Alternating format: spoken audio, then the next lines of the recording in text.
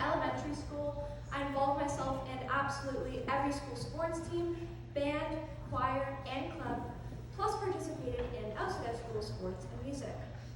I could never choose what I liked best, so I held on to as many extracurriculars and school activities as humanly possible, whether I actually had time for it or not. I'm sure you know it's nearly impossible to excel at everything, especially when you do too much. But for a while, I could get away with this and stand out in my tiny school with only 30 people in my entire grade. This gave me a false sense of confidence. I believed that if I worked hard enough, I could excel at all my activities. I was scared to fail at anything, even things that weren't that important to me, because I received validation from success. Success is something we all strive for. When you've worked hard for something, achieving a goal makes you feel happy and validated. Failure, on the other hand, often leads to very negative reactions and attitudes. It lowers your confidence and often makes you feel less than those who have succeeded. Today I'm going to talk about the danger of fixating on your failures and how focusing on the past will prevent you from excelling in the future. Good morning, students and faculty of Appleby College.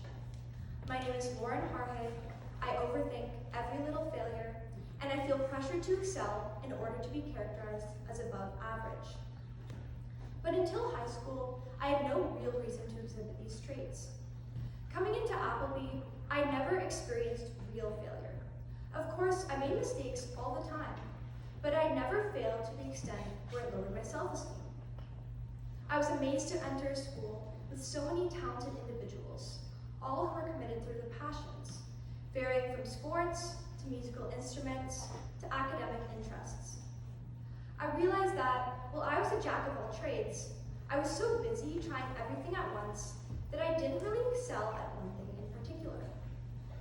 I started to doubt my abilities of things I used to be confident in, worrying that I could no longer succeed. It was much easier to be perceived as talented within my smaller community. However, in this more competitive environment, I realized that maybe I had a false sense of confidence. Maybe I wasn't good at what I did anymore. Maybe I was just average at everything. Being average was something I always feared, because the word itself had such a bland meaning to me. I mean, being average meant you never stand out at anything. You're not the worst, you're not the best, you're just stuck in the middle. All of the goals I had for myself, such as getting good grades, excelling on my extracurriculars, and getting into a good university, were goals that I felt I needed to achieve in order to feel happy and validated. And if I didn't achieve these standards, well, I would be failing not only myself, but the people around me. This is how I started to feel every time I got a bad mark on a test or tried something new I wasn't good at. An endless cycle of overthinking and fixation occurred every time I made even a minor mistake, specifically at field hockey or school. This was dangerous, as fixating on failure even further harmed my success by holding me back mentally. You should always step outside of your comfort zone, regardless of whether you may succeed or not. I learned this through field hockey. I had never even heard of the sport until grade 9, but now I couldn't imagine my life without it. My first year at Appleby, I decided to try it for my fall co instead of cross country, just for a year. However, I fell in love with the sport pretty quickly, as it combined the intensity of hockey and the endurance from running. Upon joining a club, I was extremely intimidated to be practicing with so many experienced girls in grade 11 and 12, most of whom were going to play at university. This environment was outside of my comfort zone because I felt like I was one of the worst players there. This led to a lot of nerves and anxiousness before each practice. However, I stuck with it and soon found myself rapidly improving at a rate much faster than I was on my ice hockey team, where I was playing at a lower level. The reason why was evident. I was challenging myself instead of doing something safe. While I was initially scared to play with athletes much better than me, they brought up my playing level. So the fall of grade 10, I decided to quit my hockey team to fully commit to field hockey. If I wanted to excel, I had to choose one or the other. While it was the right choice, making this decision led led to countless challenges. Until I quit hockey, I didn't realize how much I seeked validation from scoring goals, getting praised by my coach and teammates, and playing well during practices or games.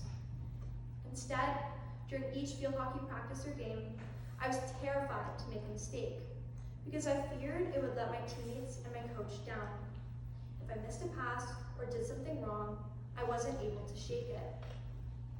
During a stressful situation like a game, this would ruin my mentality completely. I would fixate on my mistakes for the rest of the game, overthinking play after play.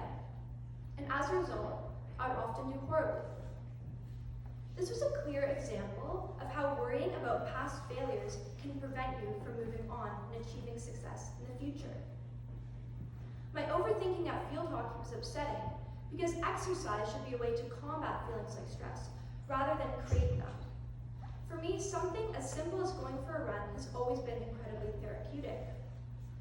During COVID, I became obsessed with running in the freezing cold winter weather.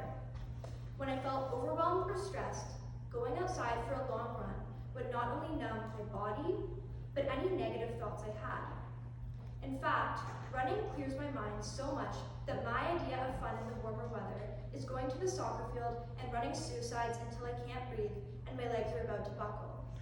No, that was not a joke. It sounds crazy, but going outside and pushing yourself to the limit with no one else to compete with works every single time. So at field hockey practices or games, I expected to feel refreshed.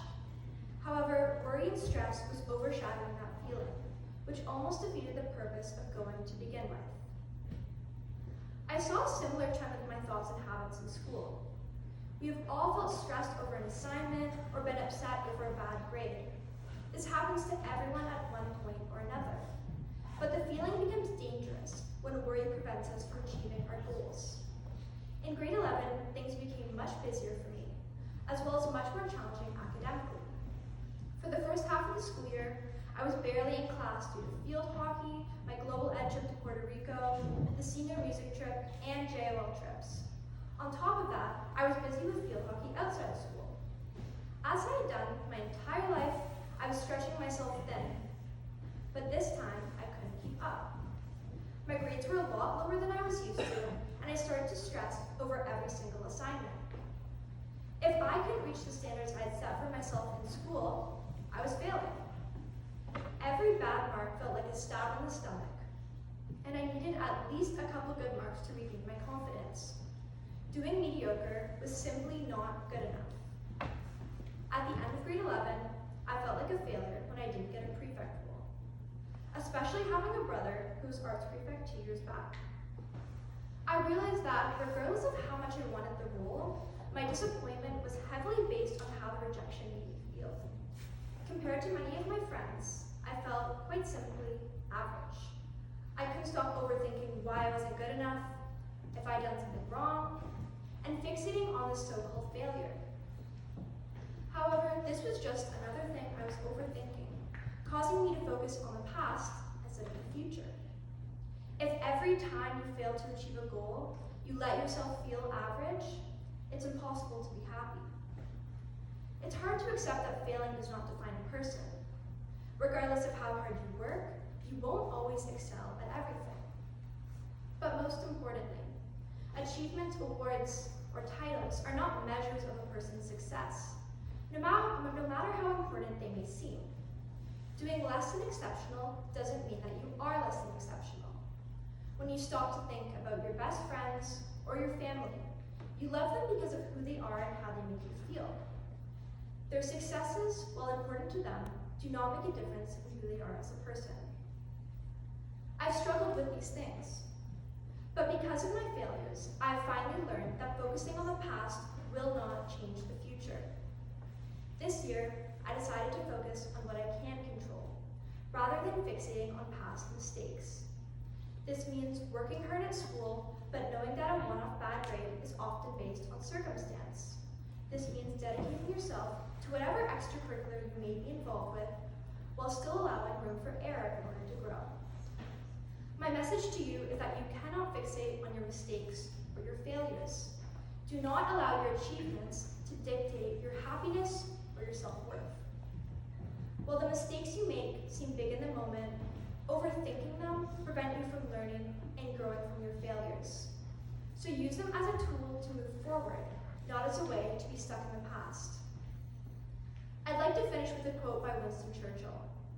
As he cleverly says, "Success is not final. Failure is not fatal. It is the courage to continue that counts." Thank you, and please stand to sing Hymn 352.